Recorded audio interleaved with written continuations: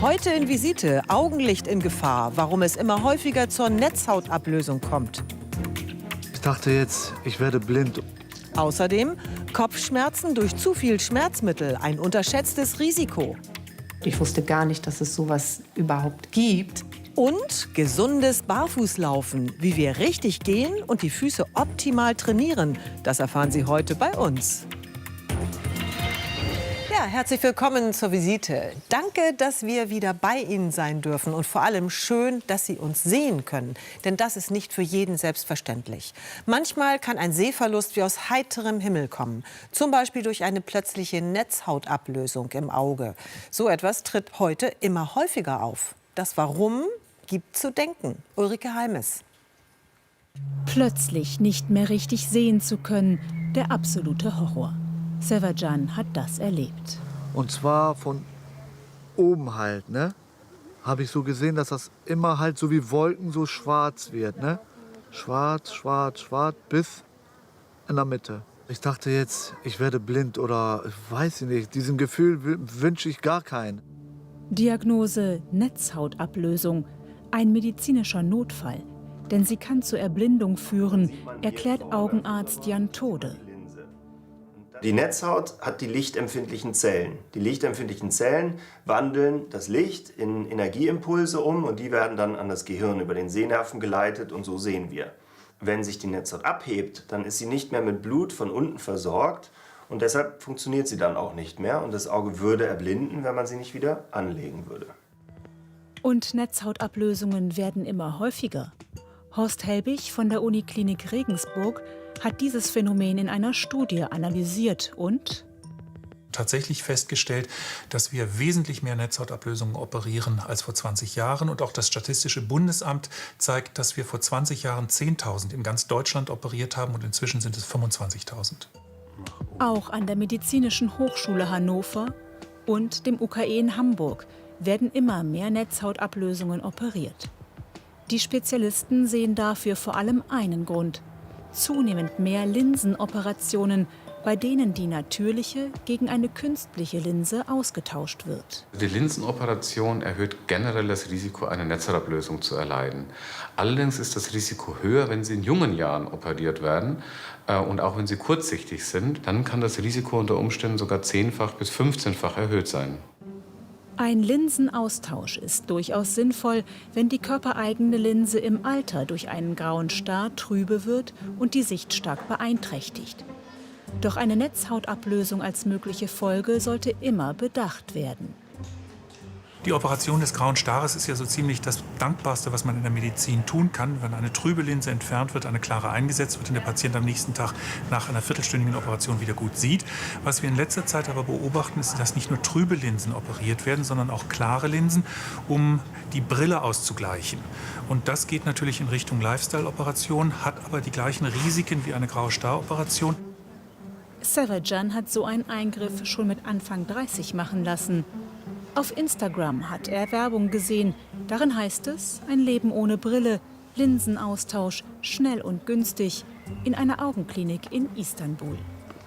Ich war ein Kontaktlinsenträger. Das hat mich, wo ich immer abends, das hat so gejuckt, gereizt, Hals in den Augen. Ne? Dann dachte ich mir, komm, ich ziehe das einmal durch. Ne? Dann habe ich das hinter mir. Dann bin ich dahin geflogen.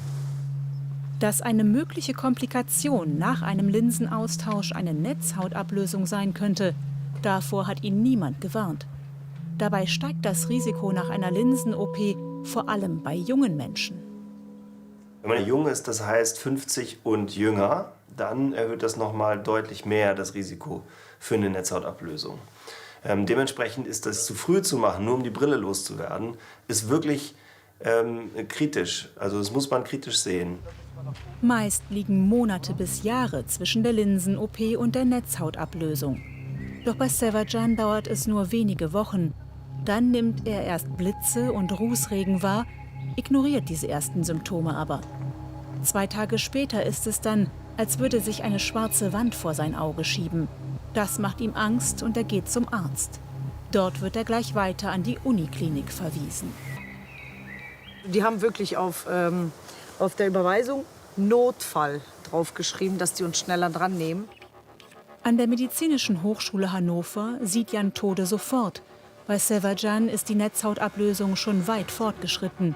Zu weit für eine einfache Laserbehandlung. Hier ist Flüssigkeit drunter und deswegen ist die Netzhaut ab. Ja, also hier ist der Punkt des schärfsten Sehens. Und wenn man die Netzhaut jetzt nicht wieder anlegt, dann wird die Netzhaut hier zugrunde gehen und dementsprechend auch das Auge erblinden. Nur eine OP wie diese kann sein Auge noch retten. Er wäre besser schon bei den ersten Seheinschränkungen, den Blitzen und dem Rußregen zum Arzt gegangen. Denn eine Netzhautablösung schreitet oft innerhalb weniger Tage oder sogar Stunden voran. Je früher man eingreift, desto besser die Erfolgsaussichten. Wenn Sie die Netzhautablösung behandeln, bevor die Stelle des schärfsten Sehens mit abgelöst, die Makula, dann haben Sie eine sehr, sehr gute Chance, dass die Sehschärfe danach fast so oder genauso gut ist wie vorher. Wenn hingegen die Netzhautablösung bereits die Stelle des schärfsten Sehens mit betrifft, dann kann tatsächlich das Sehen auch dadurch dauerhaft geschädigt sein. Ungefähr jeder zweite Patient, der eine Netzhautablösung erleidet, wird nach diesem Ereignis nicht mehr so sehen wie vorher leider. Die Ärzte warnen deshalb. Man sollte nicht leichtfertig sein Risiko für eine Netzhautablösung erhöhen durch eine Linsen-OP, die nicht unbedingt notwendig ist. Vor allem, wenn man noch weitere Risikofaktoren trägt, zum Beispiel starke Kurzsichtigkeit. Denn bei Kurzsichtigen ist der Augapfel länger, dadurch steht die Netzhaut unter Spannung und kann sich schneller vom Glaskörper ablösen und einreißen. Ab -3 Dioptrien steigt das Risiko für eine Netzhautablösung mit jeder weiteren Dioptrien deutlich an. Bei Sevajan hat sich die Netzhaut nach der ersten OP nochmal gelöst und musste nachoperiert werden. Jetzt scheint sie gut zu halten. Trotzdem hat der 34-Jährige Sorgen, wie lange seine Netzhaut hält. Er bereut, dass er die Linsen-OP hat machen lassen, nur um die Kontaktlinsen loszuwerden. Ich würde das gerne, wenn es gehen würde, alles zurückdrehen. Komplett zurück. Es klingt widersinnig. Medikamente gegen Schmerzen können noch mehr Schmerzen verursachen. Und das erleben täglich viele Menschen mit Migräne und anderen Formen von Kopfweh. Sie leiden unter heftigem Dauerschmerz. Und das nicht, obwohl sie Medikamente dagegen nehmen, sondern genau deshalb. Ein Teufelskreis, aus dem man aber auch wieder herauskommen kann. Susanne Kluge-Paustian. So viele Schmerztabletten nahm sie jeden Monat jahrelang. Seit ihrer Jugend hatte Susanne Matz heftigste Kopfschmerzen und Migräneattacken. Hat einfach Schmerzmittel geschluckt. Mehr und immer mehr. Fast automatisch. Auf dem Nachttisch lagen welche, im Küchenschrank, in der Apotheke, diesem kleinen Apothekenschrank, den man so hat. Das war immer mein Depot. Und dann habe ich eben festgestellt, dass ich jede Woche eine 50er-Packung ASS verbrauche. Für Susanne Matz war das normal. Sie lebte in dem Modus, funktionieren zu müssen. Die 58-jährige Lehrerin und zweifache Mutter konnte sich nicht vorstellen, krank zu sein, im Beruf auszufallen. Sie wollte immer durchhalten, trotz Kopfschmerzen. Die Tabletten gaben ihr Sicherheit. Das schleicht sich ja auch so rein. Ich habe dann irgendwann gemerkt, wenn ich das nehme, dann kann ich weiter funktionieren. Und wenn man arbeitet und Kinder hat und Haushalt, dann steht das eben an erster Stelle. Stress und Druck im Alltag wurden immer mehr, die Schmerzen ebenfalls. Ihr Hausarzt, auch Schmerzmediziner, diagnostiziert Migräne und verschreibt ihr fortlaufend Schmerzmittel wie Triptane, spezielle Migränetabletten. Ich brauchte aber dann nur noch anrufen und habe sogar das Rezept nach Hause geschickt bekommen. Also es gab keine für mich wahrnehmbare Kontrolle, wie viel ich davon nehme. Und dann habe ich natürlich immer, wenn ich Migräne bekommen habe, diese Tabletten genommen. Irgendwann schwächen die Schmerzattacken Susanne Matz so sehr, dass sie Hilfe bei Kopfschmerzexperten in Kiel sucht. Hartmut Göbel, Wiebke Zimmermann und Melanie Voss kennen viele Fälle wie ihren. Die Not, in der Menschen stecken, die jahrelang von Kopfschmerzattacken gequält werden. Die Betroffenen kommen sehr leidgeplagt. Sie haben oft täglich Kopfschmerzen. Die Medikamente wirken nicht mehr. Sie haben sehr lange Attacken. Wir unterscheiden heute 367 Hauptformen von Kopfschmerzen. Für viele ist es gar nicht klar, welche dieser Kopfschmerzprobleme bei ihnen eigentlich bestehen, da sie auch mehrere gleichzeitig haben von diesen Kopfschmerzformen. Auch Susanne Matz weiß nicht wirklich, welche Schmerzarten sie hat und vor allem, welche Folgen die vielen Tabletten haben. Sie merkt nur, die Schmerzen werden immer schlimmer. Das ist den Patienten überhaupt nicht klar, dass sie, wenn sie zu viele Schmerzmittel einnehmen, natürlich Gefahr laufen, noch viel mehr Schmerzen zu entwickeln, Kopfschmerzen zu entwickeln. Das ist das große Problem. Die Spezialisten klären sie auf, in welchen Teufelskreis sie da reingerutscht ist. In einen Medikamentenübergebrauchskopfschmerz, kurz MÜK. Ein Medikamentenübergebrauchskopfschmerz entsteht dann, wenn man an mindestens 10 Tagen im Monat Schmerzmittel gegen Kopfschmerzen einnimmt. Die Ärzte machen mit ihr eine exakte Anamnese. Wie oft kommen die Kopfschmerzen? Wie fühlen sie sich an? Wann nimmt sie Tabletten? Sie hat alles protokolliert. Damit wird das ganze Ausmaß klar. Der Schreck, als ich das dann aufgeschrieben habe, das erste Mal und dann gesehen habe, es sind so viele Tabletten, das geht auf gar keinen Fall so weiter. Auch eine App hilft ihr bei der Selbstbeobachtung. Und sie versteht zum ersten Mal, sie hatte jahrelang 3 verschiedene Kopfschmerzarten. Migräneattacken, Spannungskopfschmerz und den MÜK, den Übergebrauchskopfschmerz, der zusätzlich chronisch über allem liegt. Dieses Wort Medikamentenübergebrauchskopfschmerz hatte ich vorher noch nie in meinem Leben gehört. Ich wusste gar nicht, dass es sowas überhaupt gibt, dass man praktisch Schmerzen dadurch erzeugt, dass man zu viele Schmerzmittel nimmt. Das war mir überhaupt nicht klar. Susanne Matz will und muss raus aus dieser Schmerzspirale des MÜK. Sie entscheidet sich für einen stationären Aufenthalt in der Schmerzklinik. Die Ärztinnen verordnen ihr eine Pause von den Schmerzmitteln. Alle Tabletten, die den Schmerz nehmen, werden für diese Wochen abgesetzt. Ich dachte, ja, ich gehe in die Schmerzklinik und dachte natürlich wieder, okay, jetzt gibt es vielleicht noch mal irgend so ein Upgrade, also noch irgendwie ein anderes Triptan, was denn besser hilft oder irgendwie sowas, dass ich da als erstes die Info bekomme, nachdem ich artig mein Schmerztagebuch vorgelegt hatte, erst mal 4 Wochen gar nichts. Das war für mich, als ob man sagt, und jetzt flieg mal zum Mond oder so. Also das war wirklich unvorstellbar. Um die Medikamentenpause durchzuhalten, wird sie medizinisch eng begleitet und bekommt zwar keine Schmerzmittel, aber Medikamente, die sie müde machen, eine Distanz zu den Schmerzattacken aufbauen. Außerdem Tabletten, die die Botenstoffe im Gehirn in Balance bringen und entspannen, die Kopfschmerzen und Migräne vorbeugen. Ich sage meinen Patienten immer, wenn eine Schmerzmittelpause durchgeführt werden muss, dass wir jetzt einfach mal wie so einen Reset-Knopf drücken. Das heißt, wir stellen alles wieder auf Null und wir fangen von vorne an. Das schmerzverarbeitende System muss wieder ganz normal reagieren und agieren können. Und das erreichen wir mit dieser Pause. Noch wichtiger als Medikamente ist die Basistherapie. Dem Leben neue Struktur geben. Das beugt Kopfschmerz vor, reduziert ihn und hilft beim Umgang mit Attacken. Beim Qigong etwa lernt Susanne Matz, ihren Kopf und Körper zu entspannen. Neben dieser Atemmeditation braucht sie regelmäßig Bewegung, Muskelaufbau und Dehnung. Außerdem bekommt sie seelische Unterstützung in Form von psychologischer Begleitung. Es ist ganz wichtig, den Patienten, die ja oft Angst haben vor der Medikamentenpause, ganz viel Sicherheit zu vermitteln. Die Sicherheit, dass es bei uns jetzt in diesem geschützten Rahmen in Ordnung ist, nicht zu funktionieren während dieser Zeit, dass es in Ordnung ist, loszulassen und dass wir ihnen Alternativen zur Tablette, alternative Strategien vermitteln. Auch die Ernährung ist extrem wichtig. Zur Kopfschmerzprophylaxe braucht ihr Gehirn regelmäßiges Essen mit Kohlenhydraten, die lange vorhalten. Extrem wichtig auch Mittagspausen und ein guter regelmäßiger Schlaf-Wach-Rhythmus. Patienten, die während der Pause gezwungen sind, sozusagen ja bei uns keine Schmerzmittel einzusetzen, merken dann auf einmal, dass sie das auch schaffen.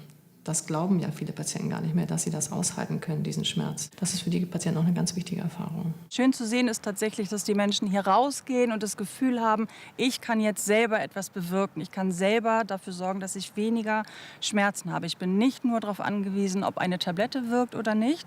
Und das motiviert. Das motiviert dann zu Hause weiter dran zu bleiben. Susanne Matz ist den Übergebrauchskopfschmerz losgeworden. Jeden Morgen startet sie jetzt mit Qigong. Sie isst in Ruhe und regelmäßig und baut Pausen mit Entspannung ein. Die Kopfschmerzen und Migräneattacken sind zwar nicht komplett weg, aber sie geht anders damit um. Auch Schmerzmittel darf sie durchaus mal nehmen. Die einzige Regel: maximal 10 Tablettentage im Monat. Dann bleibt zumindest der MÜK weg. Das ist ein super schönes Gefühl, weil es gibt dann endlich mal auch Tage, wo der Kopf einfach frei ist. Da hat man so das Gefühl, ich könnte schweben oder so. Susanne Matz ist entschlossen. Den Übergebrauchskopfschmerz lässt sie nicht mehr entstehen. Jetzt hat sie genug Werkzeuge, um mit Kopfschmerzen und Migräne auch mal ohne Tabletten umgehen zu können. Ja, das freut dann auch den Doktor, wenn es den Patienten so gut geht nach Behandlung. Ich freue mich jetzt sehr, dass Professor Göbel bei uns im Studio ist. Herzlich willkommen. Sagen Sie uns, wie schnell kann sich so ein Medikamentenübergebrauchskopfschmerz einstellen?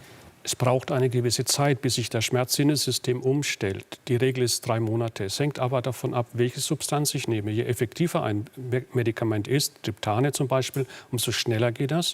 Gute Nachricht ist, man kommt auch wieder schneller zurück in den normalen Gebrauch. Wenn ich Medikamente habe, die nicht so gut wirken wie normale Analgetika, Schmerzmittel, dann dauert es länger, aber es ist auch schwieriger, wieder das zurückzuwickeln und eine normale Schmerzempfindlichkeit herzustellen. Kann man das selber merken? Wie fühlt sich das an? Was erzählen Patienten? Ja, das ist ein ganz wichtiger Punkt. Der Schmerz ändert sich. Vorher habe ich normale, saubere, exakte Migräneattacken, die ich genau differenzieren kann. Ich habe bestimmte Schmerzmerkmale, ich habe bestimmte Begleitsymptome. Plötzlich wird der Schmerz anders. Der Schmerz wird breiiger, er wird undifferenzierter. Ich habe einen Grundschmerz zwischen den einzelnen Attacken. Meine Schmerzempfindlichkeit steigt. Ich habe Nackenschmerzen, der Kopf tut mir weh. Ich habe Übelkeit vielleicht. Ich werde auch gereizt, ich werde genervt. Die Arbeit geht mir nicht mehr vom Tisch. Und das wird immer mehr. Ich werde traurig, depressiv. Vielleicht schlafe ich auch nicht mehr so gut. Also ich werde richtig krank dadurch und das merke ich dann schnell. Frau Matz aus unserem Film, die Patientin hat es ja auch gemerkt. Die war ganz überrascht, dass es wirklich so viele Medikamente war, die sie genommen hat. Heißt das, man muss es unbedingt auch immer aufschreiben, wenn man Schmerzmittel nimmt? Ein ganz wichtiger Punkt, weil Schmerzen vergisst man. Wir möchten uns ja nicht mit den negativen Dingen belasten. Und wenn ich mir jetzt überlege, es dauert 3 Monate, ich weiß nicht mehr, was habe ich vor 3 Monaten genommen, wie oft habe ich das gebraucht. Und dann bin ich selbst erstaunt, wenn ich plötzlich in der Migräne-App oder im Schmerzkalender sehe, ich nehme ja jeden 2. Tag was ein. Und wenn ich das tue, dann weiß ich, ich bin weit über dieser Schwelle der 10-20-Regel. Ich sollte ja weniger als 10 Tage was einnehmen, 20 Tage ohne. Und wenn das der Fall ist, bin ich dann im Risiko, dass ich so einen Medikamentenübergebrauchskopfschmerz entwickle. Also jeden Tag aufschreiben oder lieber eine App benutzen, wie Frau Matz das gemacht hat? Die App ist natürlich perfekt, weil die zählt dann online mit. Praktisch immer am Tag kann ich das eingeben, wenn ich was genommen habe, und sie warnt mich dann auch. Zum Beispiel bei der Migräne-App, da sehe ich, die wird dann gelb, wenn ich 7, 8, 9 Tage einnehme, und sie wird rot, wenn ich dann über 10 Tage bin. Ja.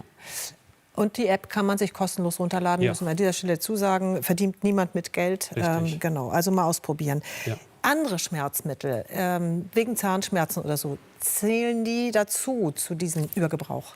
Da haben auch viele Angst davor, genau vor diesem Problem. Angenommen, ich habe jetzt eine Zahnextraktion, ich habe einen Wundschmerz und ich brauche 3, 4, 5 Tage ein Schmerzmittel. Das ist kein Problem, das ist ja nur episodisch. Habe ich jetzt aber ein Dauerproblem, zum Beispiel ich bin an der Bandscheibe operiert, ich habe Rückenschmerzen dauerhaft, chronisch, dann habe ich tatsächlich ein Problem. Da kann ich nicht einfach Schmerzmittel permanent nehmen.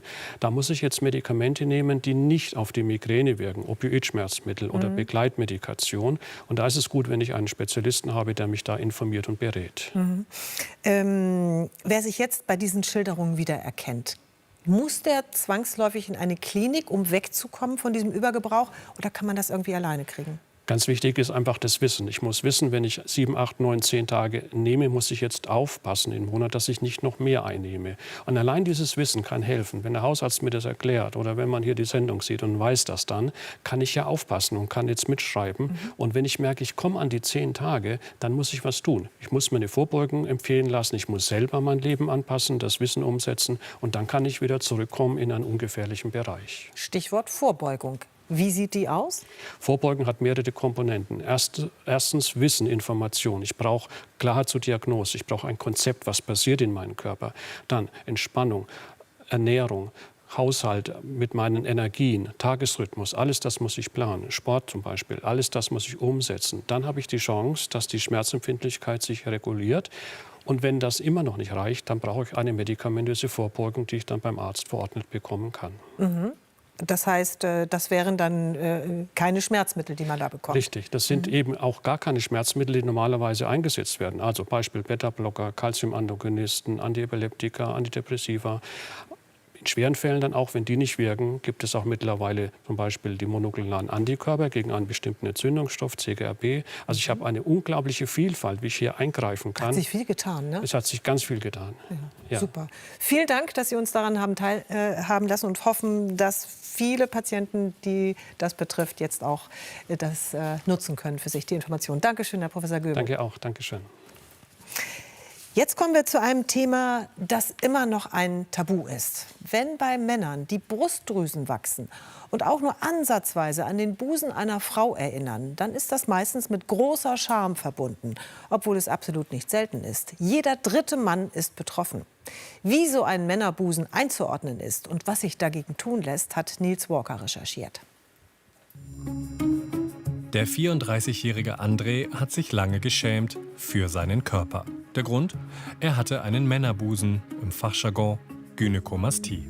Hier sieht man, dass ich eine Gynäkomastie hatte, also eine Männerbrust wie ein heranwachsendes Mädchen. Es hat mich geschämt, weil ich anders war als die anderen Jungs. Heute ist das kein Thema mehr. Der Männerbusen weg. André hat sich operieren lassen, traut sich wieder ins Freibad. Klingt einfach, war aber ein langer Weg. Mehr als 15 Jahre hat er dafür gebraucht. Irgendwann in der Pubertät, so mit 15, 16, ist man wirklich selber aufgefallen und dann hat man halt ignoriert. Ne? Wegignoriert, sehe ich dich nicht, siehst du mich nicht, nach dem Motto. Bis ich so Mitte 20 war, hat es funktioniert. Und dann ist man irgendwann selbst auf den Gedanken gekommen, entweder ändert man jetzt was oder bleibt für immer so. In der Pubertät ist eine Gynäkomastie erstmal nicht ungewöhnlich. Mehr als die Hälfte aller Jungs bekommt einen Männerbusen. Meist geht der von allein wieder weg, aber nicht bei allen. Genaue Zahlen gibt es nicht.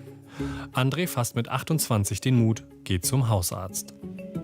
Er hat mich dann halt zu verschiedenen Fachärzten weiter überwiesen, um diverse Untersuchungen machen zu lassen. Dann bin ich dahin, habe die gemacht. Die waren teilweise sehr unangenehm. Ich musste zur Mammographie, ich musste zum Brustzentrum. Alles so Sachen, wo man als Mann ungern hin will, weil man das ja nur als Frau macht.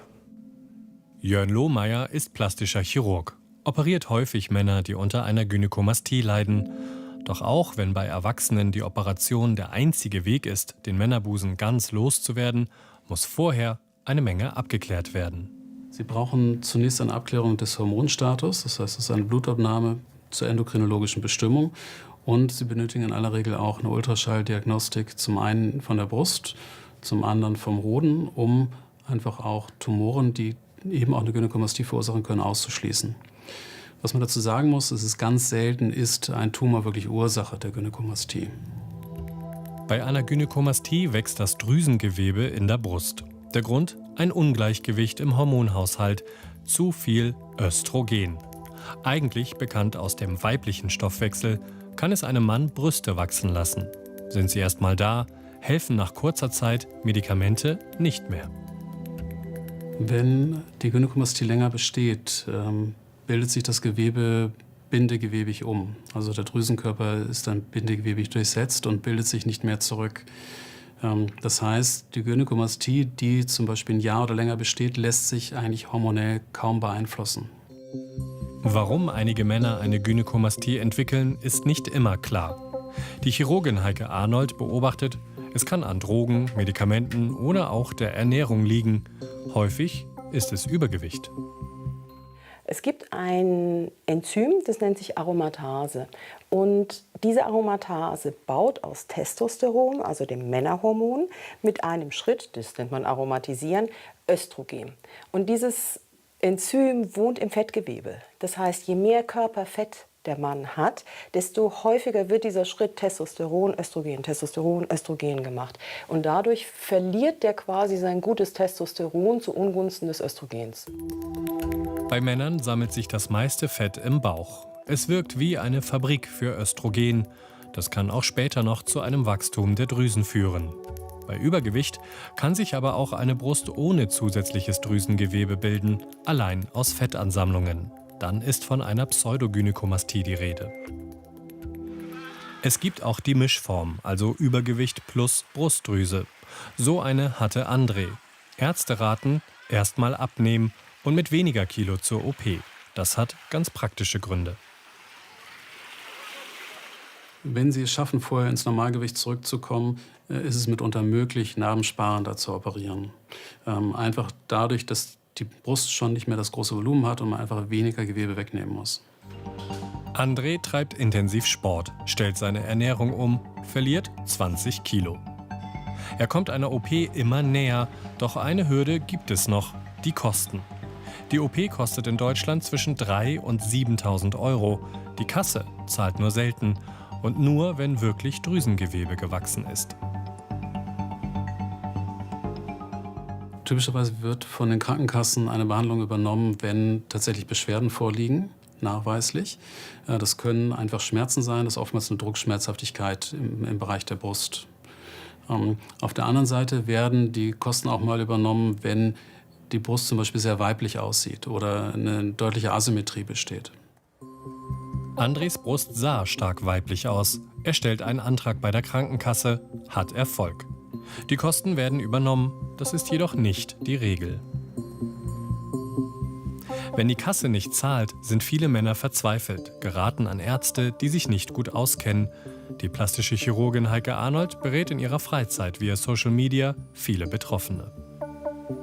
Ich kenne einen jungen Mann, zwar nicht persönlich, aber über Social Media, der hatte eine Operation bei einem Chirurgen und er hat nur eine Fettabsaugung bekommen. Danach war der junge Mann aber nicht zufrieden, weil er gesagt hat, Mensch, meine Brustwarzen sind immer noch so nach vorne fallend und mein Oberkörper ist nicht flach.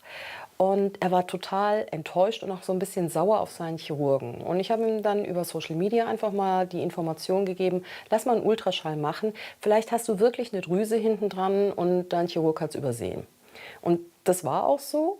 Er hatte 3 Zentimeter Drüse. Dann habe ich gesagt, du geh doch einfach mal hin und sag, du bist ein bisschen traurig und was wir da machen könnten. Und schließlich und endlich ist er kostenfrei nochmal nachoperiert worden. Und der junge Mann ist jetzt mittlerweile in einem richtig guten körperlichen Zustand. Der hat trainiert, der hat sein Leben umgestellt. Und ich glaube, der ist richtig glücklich.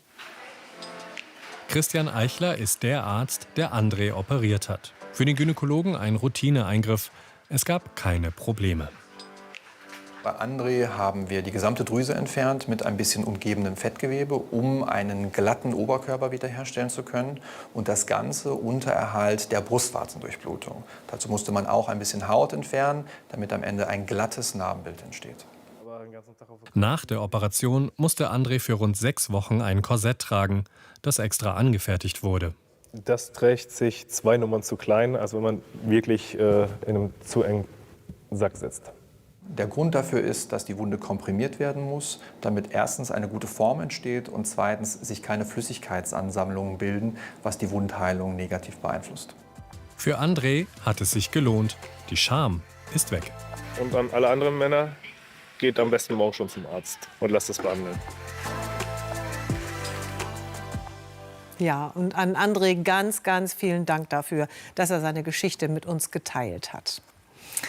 Ja, und jetzt mal Frage an Sie. Wann sind Sie das letzte Mal barfuß auf echtem Moos gelaufen? Also ich muss sagen, das fühlt sich so gut an, dass man das eigentlich jeden Tag machen sollte. Und Fußspezialisten wie Orthopädin Frau Dr. Bleuel empfehlen das ja auch. Herzlich willkommen, Sabine Bleuel. Schön, dass Sie da sind. Ja, warum ist das so gut, was wir hier machen, wenn wir uns auf diesem Untergrund barfuß bewegen?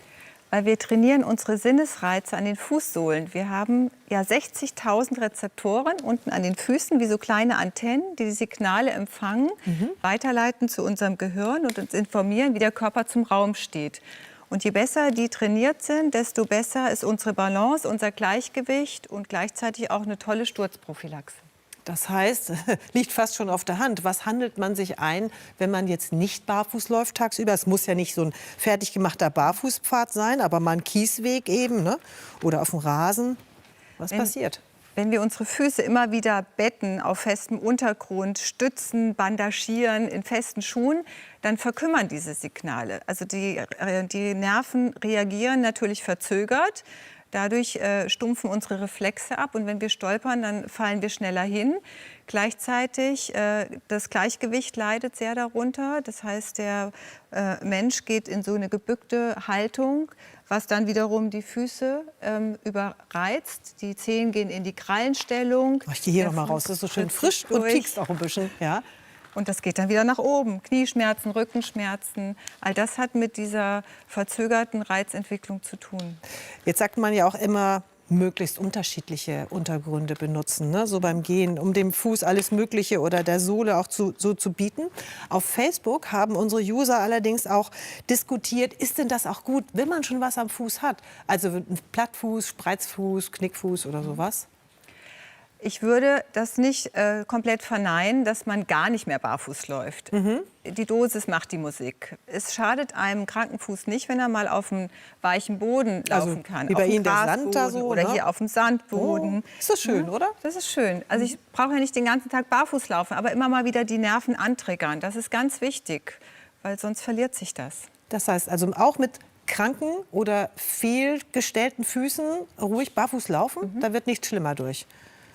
Moderat, wenn Schmerzen auftreten, Ja. Pause. Ansonsten immer wieder probieren Ja. und auf den Körper hören. Stichwort Schmerzen und auf den Körper hören. Diabetiker zum Beispiel, die können ja ein Problem haben, auch an den Füßen, dass sie nicht alles so gut fühlen. Ne? Also müssen die aufpassen? Ja, die haben ja das Problem, dass die Nervenenden so ein bisschen verlieren an Information und die neigen dazu, sich auch mal zu verletzen. Wenn man hier barfuß läuft, immer mal schauen, dass nirgendwo offene Stellen sind, dass Schmutz reinkommt oder sich Entzündungen bilden. Das ist ganz wichtig. Läuft man denn eigentlich, wenn man jetzt barfuß geht, anders mit den Füßen, als wenn man Schuhe anhat? Durch das Barfußgehen laufen wir achtsamer, wir laufen weicher. Wir stoßen nicht so stark in die Ferse hinein, was immer nicht gut ist für die Gelenke, wenn wir mit gestrecktem Knie auf die Ferse aufkommen. So wie man es mit Schuhen eher macht, ne? Das macht man mit Schuhen. Wichtig ist es, das Fersenpolster zu spüren, die Weichheit und dann auch gezielt mal über den Fußaußenrand abzurollen und sich abzustoßen über den großen Zeh.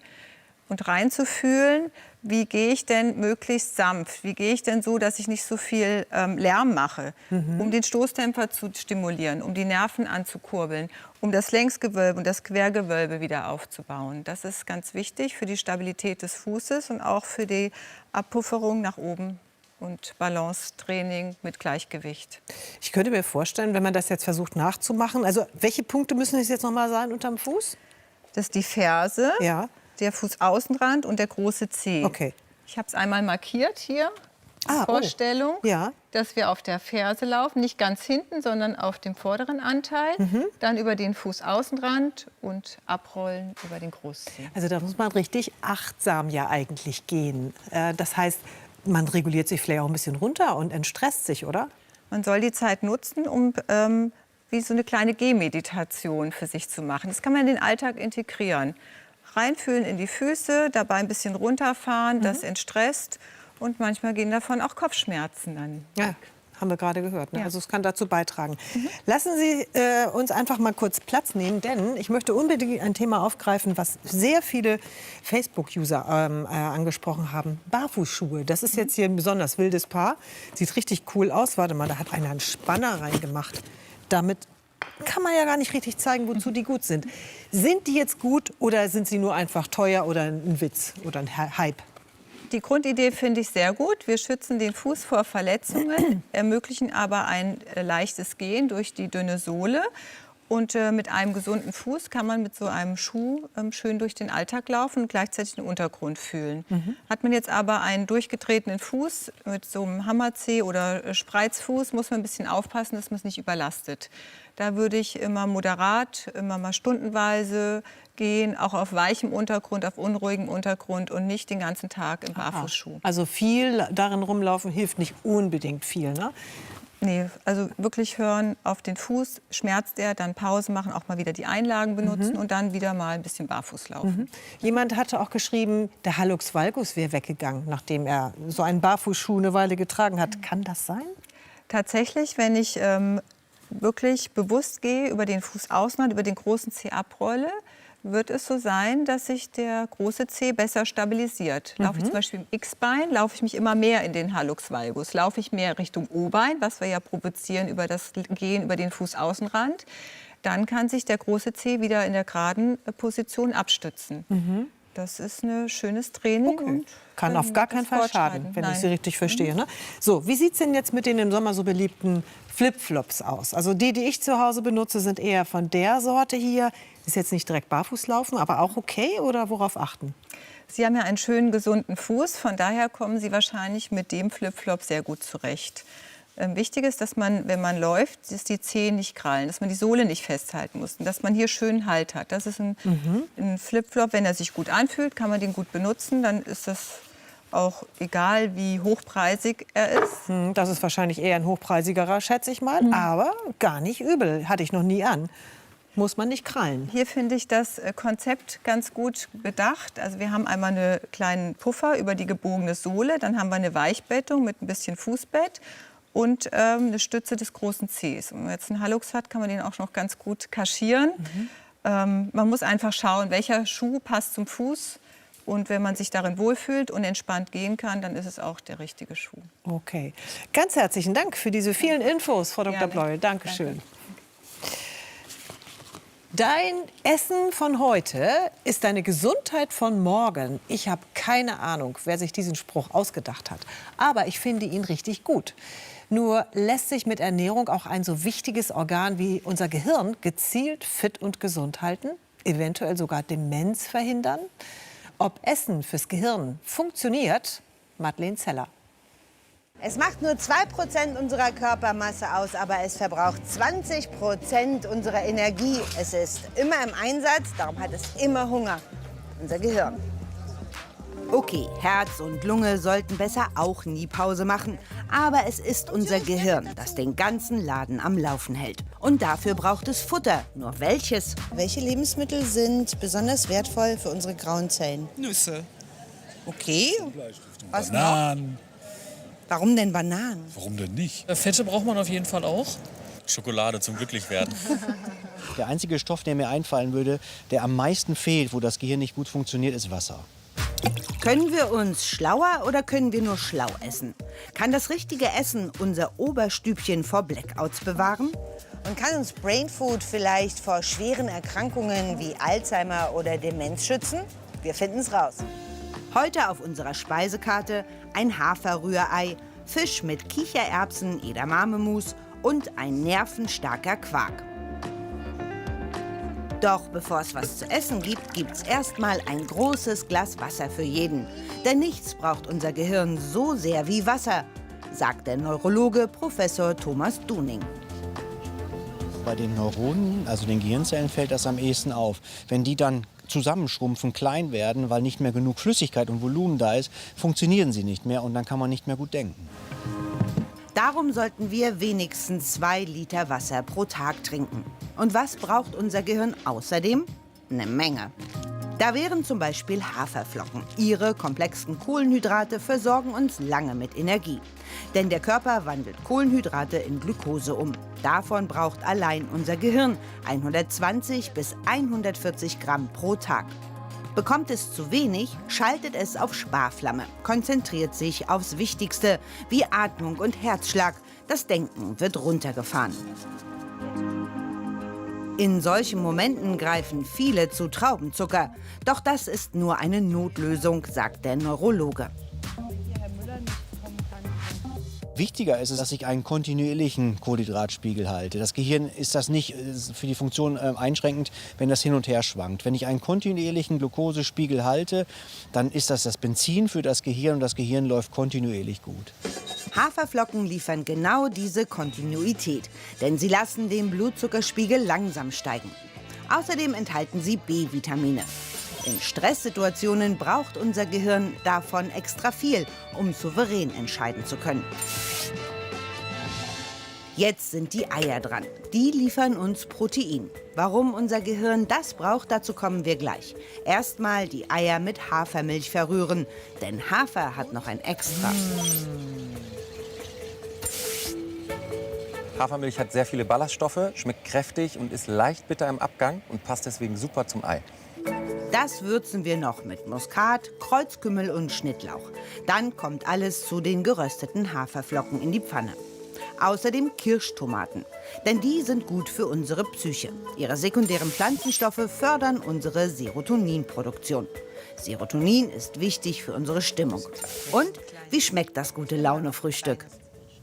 Gut vorstellen könnte ich mir das, wenn ich weiß, dass ich gut gefrühstückt sein muss und es ein bisschen länger bis zum Mittagessen dauert. Mal gucken, ob unser Fisch auch so gut ankommt. Der liefert reichlich Omega-3-Fettsäuren, genauer gesagt die Fettsäuren DHA und EPA.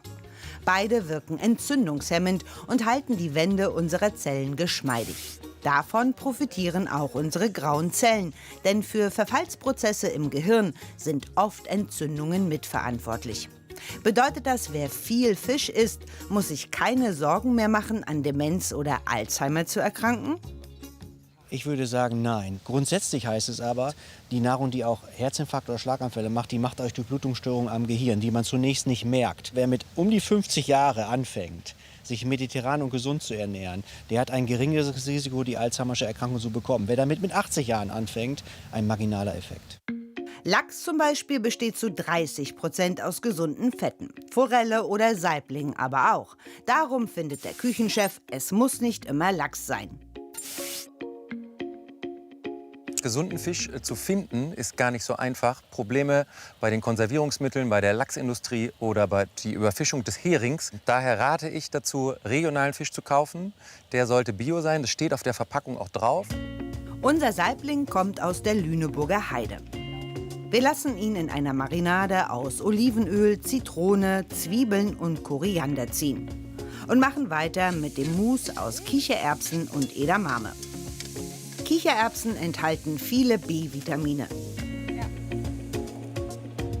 Edamame sind unreif geerntete Sojabohnen und reich an pflanzlichen Omega-3-Fettsäuren. Beide schwitzen wir mit Zwiebeln und Knoblauch an und löschen mit Gemüsebrühe ab. Noch ein Schluck Apfelsaft und ein paar Lorbeerblätter dazu und kochen lassen. Ist alles weich, wird püriert. On top soll es geröstete Walnüsse geben. Auch die sind Brain Food pur, denn neben guten Fetten und Eiweiß liefern auch sie B-Vitamine. Wenn Sie einen B-Vitaminmangel haben, dann ist es so, dass die Signalübermittlung zwischen den einzelnen Nervenzellen nicht mehr gut funktioniert. Und zweitens haben die Nervenfasern eine Isolierung, eine Isolierschicht. Myelin heißt das auf schlau. Genau, und das wird gebaut und dazu brauchen Sie B-Vitamine. Wenn das nicht mehr funktioniert, fehlt die Isolierschicht oder geht kaputt und das kommt zu einem Funktionsverlust. Davor soll unser Essen schützen. Aber schmeckt es auch? Ich bin im 7. Himmel, weil ich liebe Ceviche. Und da ich jetzt auch noch weiß, dass das gut für die Birne ist, schmeckt es doppelt gut und werde noch mehr davon essen. Ganz toll. Schmeckt sehr, sehr gut. Bleibt noch unser nervenstarker Quark. Der liefert unserem Gehirn vor allem Protein, also Aminosäuren. Die brauchen unsere grauen Zellen für den internen Informationsaustausch, damit wir lernen und uns erinnern können. In den Quark rühren wir jetzt Olivenöl, Leinöl, Apfelmus, etwas Vanille, kleine Prise Salz. Das wird richtig lecker. Dazu gibt's ein Püree aus verschiedenen Beeren, denn deren Antioxidantien schützen unsere grauen Zellen vor Stress. Und unser Fazit? Einzelne Lebensmittel machen uns nicht schlauer. Sie können auch keine schweren Erkrankungen wie Alzheimer verhindern. Aber die richtige Ernährung, rechtzeitig angefangen, kann das Risiko reduzieren. Und wenn wir dann noch ausreichend Wasser trinken, müssen wir uns um unsere geistige Gesundheit schon mal weniger Gedanken machen. Was für ein Menü für unsere grauen Zellen. Voll gesund und voll lecker.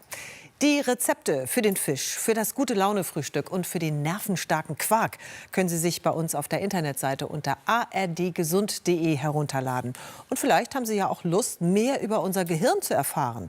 Falls ja, da empfehle ich Ihnen dringend unsere ARD-Mediathek. Da gibt es die spannendsten Dokumentationen über unser phänomenales Denkorgan. Viel Spaß beim Staunen und für Sie heute noch einen angenehmen Abend. Bis bald.